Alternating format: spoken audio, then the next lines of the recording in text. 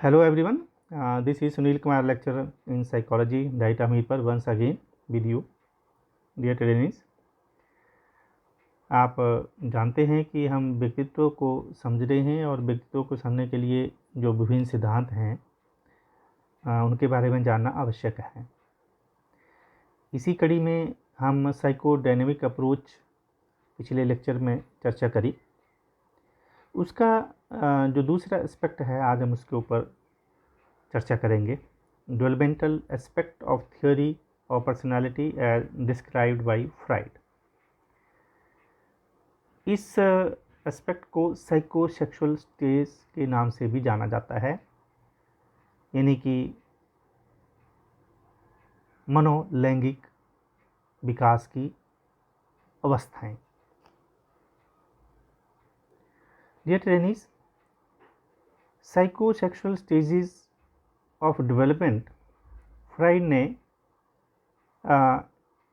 सबसे पहले माना कि जब बच्चा जन्म लेता है तो वो ओरल स्टेज से निकलता है, उसके बाद एनल स्टेज में, उसके बाद फैलिक स्टेज में, उसके बाद लेटेंसी स्टेज आती है और लास्ट में जेंटाइल स्टेज से होकर गुजरता है।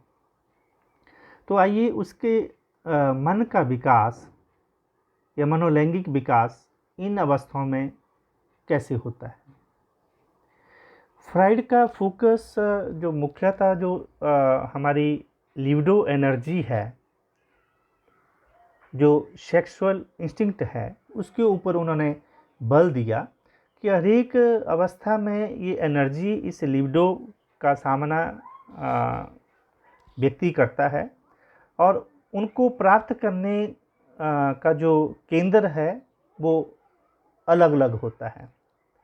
तो आइए इन डिजायर्स की, इन जो सेक्सुअल इंस्टिंक्ट की, जिनको उनका नाम लिबिडो करके दिया, उनके बारे में हम चर्चा करते हैं कि किस किस अवस्था में बच्चा या व्यक्ति अपनी इच्छाओं की पूर्ति कैसे करता है। सबसे पहले मौखिक अवस्था, ओरल स्टेज। ओरल स्टेज को मुखरती अवस्था भी कहते हैं या मौखिक अवस्था हम कह सकते हैं। ये जन्म से लेकर लगभग 18 माह की अवधि तक की अवस्था होती है, यानी कि जो शैशवावस्था है, इस अवस्था में शिशु दूसरों पर पूर्ण रूप से निर्भर होता है। दूसरों पर निर्भर रहकर भी जो अपनी इंस्टिंक्चुअल सेटिस्फेक्शन है वो प्राप्त करता है और टोटली दूसरों के ऊपर निर्भर होता है। इस अवस्था में मुंह की भूमिका अहम होती है संतुष्टि के लिए, मुख की, माउथ की। तो मुंह से ही भूख की पूर्ति करता है और मुंह के द्वारा ही वो अपनी संतुष्टि प्राप्त करता है। जैसे माँ द्वारा बच्चे को दूध पिलाना, अपनी भूख, ह्यूमन ड्राइव की संतुष्टि जो शिशु है वो मुंह के द्वारा चूस कर करता है। इस ओरल स्टेज को अगर और गहराई से हम लोग समझें तो जो पहले 6 महीने होते हैं उसमें उसको हम पैसिव ओरल स्टेज कहेंगे। Passive, passive means not active, not aggressive, यानी कि बच्चा चूस कर, जैसे माँ के स्तन को चूस कर संतुष्टि ग्रहण कर लेता है।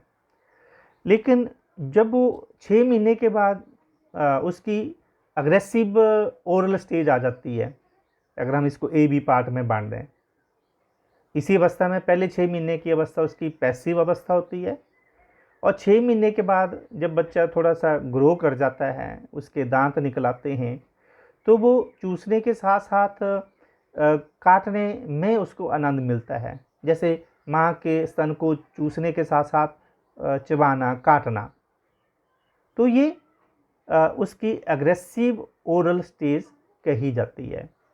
तो बच्चे को माँ का स्तन चूसकर या काट कर इस अवस्था में संतुष्टि प्राप्त होती है, इस करके इसको मुखरथी अवस्था कहा जाता है।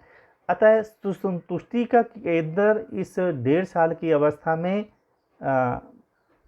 शिशु का मुंह होता है, माउथ होता है। इसके बाद जब बच्चा की वृद्धि व विकास होता है तो वो दूसरी स्टेज में प्रवेश करता है और उस मनोलैंगिक अवस्था का नाम दिया एनल स्टेज, यानी कि हिंदी में कहेंगे गुदीय अवस्था।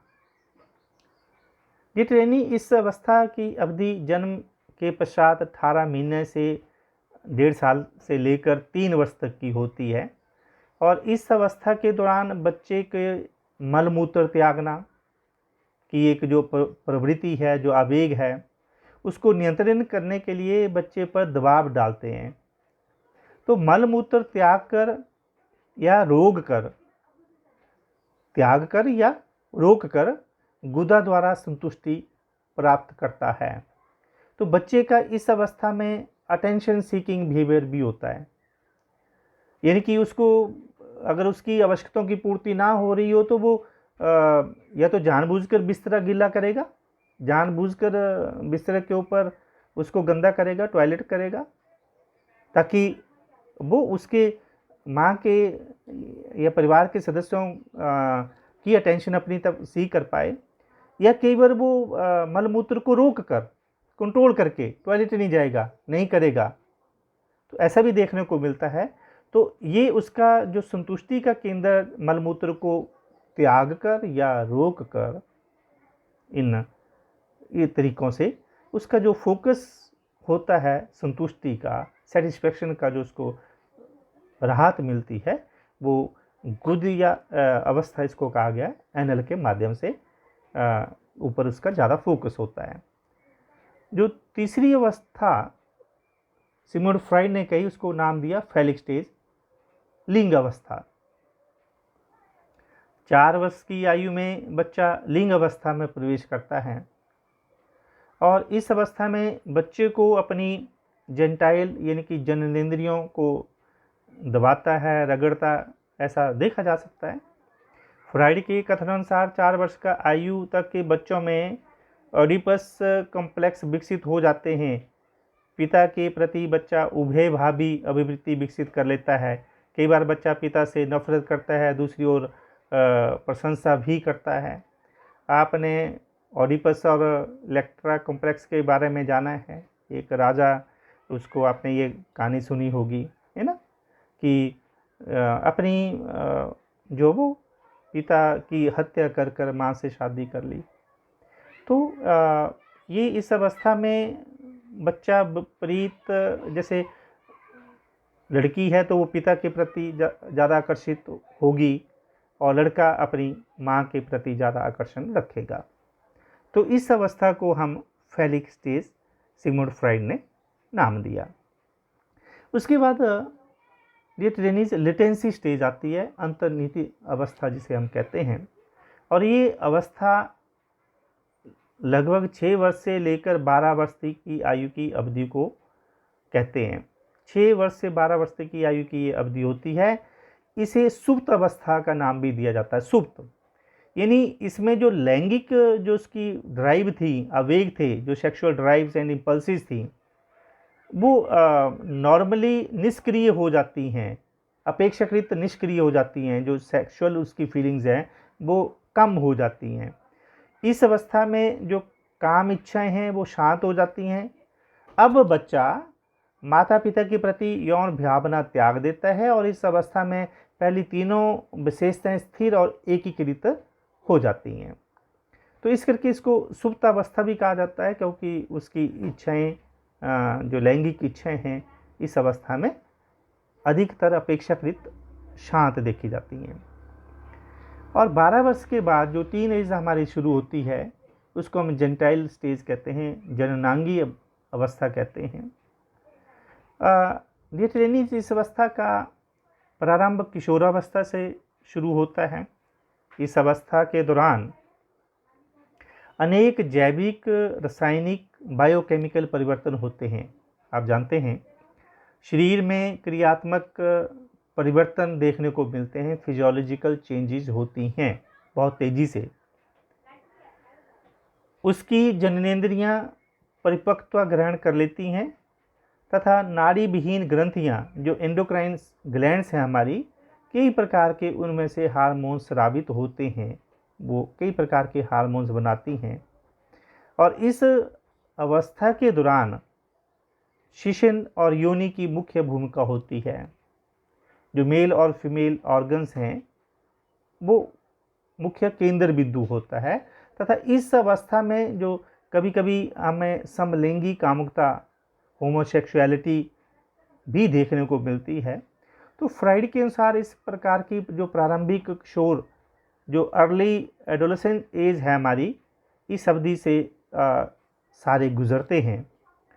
प्रारंभ में तो लड़के लड़कियां अपने लिंग के व्यक्तियों को ही पसंद करते हैं, लड़कियां लड़कियों के साथ खेलना पसंद करती हैं, लड़के लड़कों के साथ करते हैं। लेकिन धीरे धीरे जब वो इस अवस्था से आगे बढ़ते हैं, किशोरावस्था में आगे उनकी वृद्धि होती है, तो वो विपरीत लिंग की तरफ आकर्षित होते हैं और विपरीत लिंग को पसंद करते हैं, उनकी तरफ आकर्षित होते हैं।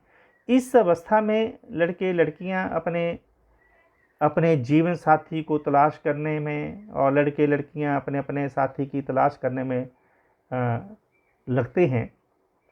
तो ये अवस्था हमारी जो है वो जनन अंगों पर इसका फोकस हो जाता है। वो अपने संतुष्टि इन अपने जो सेक्सुअल ऑर्गन्स हैं उनके माध्यम से प्राप्त करने की इच्छा उनमें जागृत होती है, ड्यू टू जो बायोकेमिकल चेंजेस हैं, जो हार्मोनल चेंजेस शरीर में हो रहे हैं। लड़कों में पुरुषत्व के गुण और लड़कियों में स्त्रीत्व के गुण के परिणाम स्वरूप ये मनोलैंगिक अवस्था ऑर्गन्स पर ट्रांसफ़र हो जाती है। तो इस ढंग से फ्राइड ने कहा कि जन्म से लेकर किशोरावस्था तक बच्चा इन अलग अलग मनोलैंगिक अवस्थाओं से गुजरता है, लेकिन उसका केंद्र बिंदु अलग होता है। Is it clear?